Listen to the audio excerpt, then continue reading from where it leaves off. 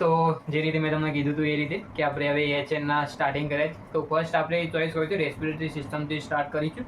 તો રેસ્પિરેટરીના અંદર જે પહેલો ટોપિક હતો તે છે નિમોનિયા. તો સમજીએ કે નિમોનિયા નું આખું કઈ રીતના છે. તો ફર્સ્ટ ડેફિનેશનથી સ્ટાર્ટ કરીએ તો શું છે inflammatory and infection process in the lung parenchyma. Means કે જે લંગના પેરેકેમા સેલ છે ત્યાં શું ઇન્ફ્લામેટરી એન્ડ ઇન્ફેક્શનની પ્રોસેસ થાય છે જે યુઝ્યુઅલી એસોસિએટ કોના હોતી હોય છે કે with the mark is increase and international and alveolar fluid. Means કે જે એલ્વુલા હોય છે કે લંગ્સના અંદર એના અંદર ફ્લુઇડ કાં તો પછનું શું થાય છે એક્યુમ્યુલેશન દેખવા મળે છે તેને શું કહેવામાં આવે છે નિમોનિયા. હવે વાત કરીએ નોર્મલ તો નોર્મલ એલ્વુલર આ રીતના હોય છે પણ જ્યારે નિમોનિયા જે કન્ડિશન થાય તો તેના અંદર ફ્લુઇડ દેખવા મળે છે જસ્ટ લાઈક આ રીતના. તો હવે વાત કરીએ રિસ્ક ફેક્ટર મીન્સ કઈ કઈ કન્ડિશન એવી છે જેનાથી નિમોનિયા થઈ શકે. તો ફર્સ્ટ છે એજિંગ મીન્સ કે ઓલ્ડ એજ કેમ કે એના અંદર ઇમ્યુન સિસ્ટમ જેમ એજ વધે તેમ શું ડિક્રીઝ દેખવા મળે છે એના માટે. પછી એર પોલ્યુશન મીન્સ કે એવી કોઈ જગ્યા છે જ્યાં એરનું પોલ્યુશન બહુ વધારે છે તો ત્યાં પણ થઈ શકે છે. પછી અપર રેસ્પિરેટરી ઇન્ફેક્શન મીન્સ કે જે અપર રેસ્પિરેટરી જે ઓર્ગન છે તેના અંદર કોઈ એવું ઇન્ફેક્શન દેખવા મળ્યું હોય તો પણ થઈ શકે છે. એના પછી બેડ રેસ્ટ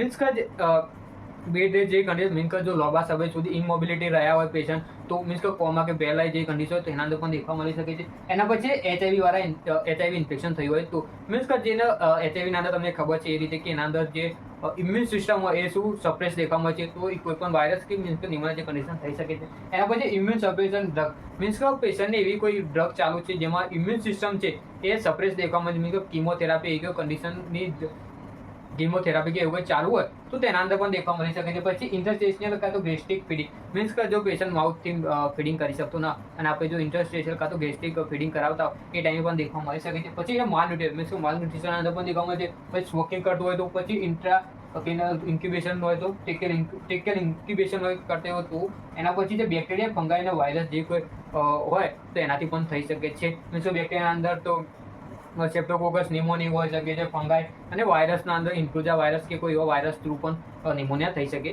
તો ફર્સ્ટ છે કમ્યુનિટી એક્વાયર્ડ નિમોનિયા. તો જે કમ્યુનિટીના એરિયા છે મીન્સ એર પોલ્યુશન કાં તો કોઈ ઘરે કાં તો એવી કોઈ જગ્યાએ કમ્યુનિટી સરાઉન્ડિંગના અંદરથી તમને જો નિમોનિયા થયો તો એને કયું કહેવામાં આવે છે કમ્યુનિટી એક્વાયર્ડ નિમોનિયા. એના પછી હોસ્પિટલ એક્વાયર્ડ નિમોનિયા મીન્સ કે તમે હોસ્પિટલના અંદર ગયા છો તું 2 દિવસ સુધી તમે રહ્યા એના પછી જો તમને નિમોનિયાની કન્ડિશન થઈ તો એને શું કહેવામાં આવે છે હોસ્પિટલ એક્વાયર્ડ નિમોનિયા. એના પછી તો વેન્ટિલેટર એસોસિએટેડ નિમોનિયા મીન્સ કે તમને 2 દિવસ સુધી વેન્ટિલેશન ઉપર મિકેનિકલ વેન્ટિલેશન ઉપર રાખેલા જો તમને નિમોનિયાની કન્ડિશન થયેલી ના હોય એના પછી જો તમને નિમોનિયાની કન્ડિશન થાય તો તેને કહેવાય છે વેન્ટિલેટર એસોસિએટેડ નિમોનિયા. એના પછી છે બેક્ટેરિયલ નિમોનિયા. મેં તમને કીધું એ રીતે મીન્સ કોઈ બેક્ટેરિયાથી તમને નિમોનિયા થયો હોય તો મીન્સ કે સેપ્ટોકોકસ નિમોનિયા. એના અંદર શું દેખવા મળે છે high fever and chest pain તમને દેખવા મળે છે એના સાઇનના સિમ્ટમના અંદર. એના પછી છે વાયરલ નિમોનિયા મીન્સ વાયરલ નિમોનિયાના જે ઇન્ફ્લુએન્ઝા વાયરસ છે એના થ્રુ તમને વાયરલ નિમોનિયા થઈ શકે છે. એનું સાઇન સિમ્ટમમાં કહે છે ડ્રાય કફ છે ફીવર તમને દેખવા મળી શકે છે. એના પછી ફંગાઈ ફંગાઈ નિમોનિયા. તો ફંગાઈ નિમોનિયામાં શું છે કે જેની ઇમ્યુન સિસ્ટમ કોમ્પ્રોમાઇઝ હોય મીન્સ કે સપ્રેસ હોય એવા પેશન્ટોના મોસ્ટ કોમનલી દેખવા મળતું હોય છે.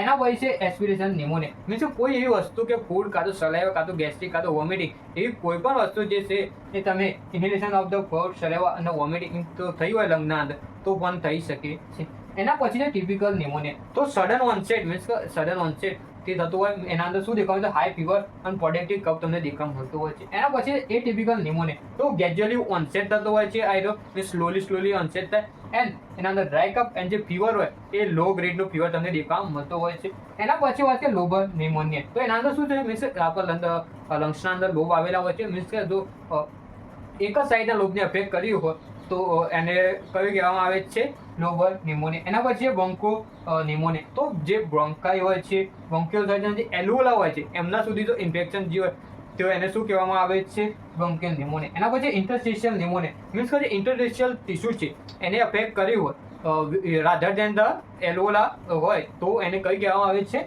Interstitial pneumonia. સિમ્ટમ કયા સાઇન ઓફ સિમ્ટમ દેખવા મળે છે ફર્સ્ટ છે હાઈ ફીવર સિંક ચિલ્સ દેખવા મળે છે. એના પછી શોર્ટનેસ ઓફ બ્રીથ દેખવા મળે છે મીન્સ પ્રોપર બ્રીથિંગ થશે અને એના પછી જે બ્રીથિંગ રેટ છે એ ઇન્ક્રીઝ દેખવા મળે છે કેમ કે જે ઓક્સિજન નીડ વધારે પડે છે એના માટે. એના પછી chest pain when you breathe or cough means કે જ્યારે તમે બ્રીથિંગ કરશો અને જ્યારે કફ નીકળશે એ ટાઈમે તમે ચેસ્ટના અંદર શું પેન ફીલ થશે. એના પછી છે પર્પલિશ સ્કિન કલર મીન્સ કે સાઇનોસિસની કન્ડિશન દેખવા મીન્સ કે પ્રોપર ઓક્સિજન ટિશ્યુને ના મળે તેનાથી શું સાઇનોસિસ જેવી કન્ડિશન સાઇનોસિસના અંદર કયો કલર થઈ જાય છે પર્પલિશ કલર થઈ જાય છે સ્કિનનો. એના પછી ફટીગ એન્ડ મસલ એકને દેખવા મળે છે મીન્સ કે મસલ પેન અને ફટીગ તમને ફીલ થતી. એના પછી નોઝિયા વોમિટિંગ અને ડાયરિયા જેવી કન્ડિશન તમને થઈ શકે છે. એના પછી કફ મીન્સ કે તમને પરસિસ્ટિવ કફ દેખવા મળી શકે. એના માટે ડાયગ્નોસ્ટિક વાલ્યુ કઈ કઈ કરાવીશું આપણે? તો એના અંદર ફર્સ્ટ છે chest X-ray, blood test, sputum test, bronchoscopy અને પલ્સ ઓક્સિમીટર. મીન્સ કે તમે જો ગોલ્ડ સ્ટાન્ડર્ડ હોય તો તમે ચેસ્ટ એક્સરે કરાવશો તો તમને ફાઇનલી ખબર પડી જશે કે કઈ રીતે નિમોનિયા છે કે નહીં એનું. એની વાત કોમ્પ્લિકેશન કઈ કઈ થઈ શકે છે. તો કોમ્પ્લિકેશન આ નથી બેક્ટેરિયા મીન્સ કે જે બ્લડ છે એના અંદર જે બેક્ટેરિયા એ શું ટ્રાન્સફર થઈ ગયો ત્યારે એના પછી લંગ એપ્સિસ જોવા મળ્યો, એના પીડોન ઇન્ફ્યુઝન થવાના પણ ચાન્સીસ છે. અમે ડિફિકલ્ટી ઇન બ્રીથિંગ, મેં આગળ કીધું એ રીતે પ્રોપર બ્રીથિંગ નહીં કરી શકે. અમે શોક એન્ડ રેસ્પિરેટરી ફેલિયર, કેમ કે જો લાંબા સમય સુધી નિમોનિયાની કદી રહે તો પ્રોપર ઓક્સિજનનું ટ્રાન્સફર થશે અને એના લીધે રેસ્પિરેટરી ફેલિયર થવાના ચાન્સીસ પણ બહુ વધારે છે. એટલે સેપ્ટિક આર્થરાઇટિસ પણ થઈ શકે છે અને લાસ્ટ એન્ડોકાર્ડિયા બહુ જો સિવિયર નિમોનિયા થયો તો એના અંદર એન્ડોકાર્ડિયાટિસ પણ થઈ શકે. કઈ રીતે કરવાનું છે? તો ફર્સ્ટ આપણે શું કે ઓક્સિજન થેરાપી આપવાની છે. તેના અંદર SpO2 તમારે ગ્રેટર દેન કેટલું રહેવું જોઈએ? 92% થી વધારે રહેવું જોઈએ. કેમ કે આપણે દેખીએ એમ કે જે ઓક્સિજનનું ટ્રાન્સફર પ્રોપર થતું નથી એનાથી બ્રીથિંગ ડિફિકલ્ટી થતી હતી. એ માટે હવે વાત કરીએ એન્ટીબાયોટિક. તો મીન્સ કે જો બેક્ટેરિયાથી થયું છે તો એન્ટીબાયોટિક આપવાની છે, વાયરલથી થયું છે તો એન્ટીવાયરલ આપવાનું, ફંગલથી થયું તો એન્ટીફંગલ મેડિકેશન આપવાની છે. જેમાં ફર્સ્ટ લાઈન છે એરિથ્રોમાઇસિન એન્ટીબાયોટિકના અંદર. એના પછી હાઇડ્રેશન એન્ડ ન્યુટ્રિશન પ્રોપર હોય છે. મીન્સ કે ઓરલ અને IV ફ્લુઇડ તમારે શું કરવાનું છે? આપવાનું છે, ઇન્કરેજ કરવાનું છે. એના પછી ડાયટ છે, એના પ્રોટીન રીચ ડાયટ તમારે પેશન્ટને આપવાનું છે. એના પછી એરવે ક્લિયરન્સ, મીન્સ કે તમે દેખી એમ કે કફ જે હતા એ વધારે થતા હતા તો એના માટે આપણે શું કરીશું? એરવે ક્લિયર રાખીશું. તો એના માટે આપણે ડીપ બ્રીથ એક્સરસાઇઝ, પછી કફિંગ એક્સરસાઇઝ અને જે વધારે જો સિવિયર હોય તો એના અંદર સક્શન આપણે કરીએ છીએ. એના પછી ફીવરને શું કહે છે? કંટ્રોલ કરવાનું. તો એના માટે આપણે કઈ ડ્રગ આપીએ છીએ?